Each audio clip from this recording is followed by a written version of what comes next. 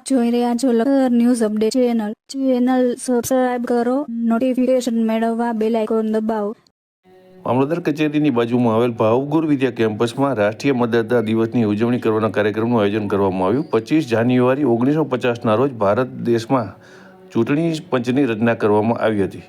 ભારત દેશના ચૂંટણી પંચ દ્વારા સમગ્ર ભારત દેશમાં 25 જાન્યુઆરીના દિવસે સરકાર દ્વારા જાહેર કરવામાં આવેલ રાષ્ટ્રીય મતદાતા દિવસની ઉજવણી કરવા માર્ગદર્શન આપવામાં આવ્યું છે।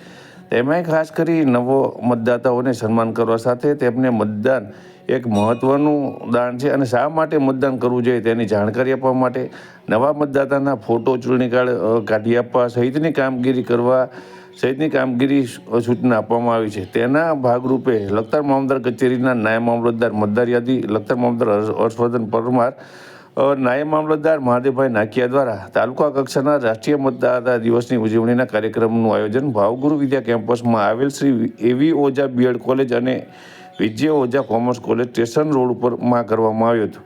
તેમાં વિદ્યાર્થીઓને પ્રતિજ્ઞા લેવડાવવા સાથે campus ambassador, booth level officer તથા સુપરવાઇઝરને સર્ટિફિકેટ આપી સન્માન કરવામાં આવ્યા હતા।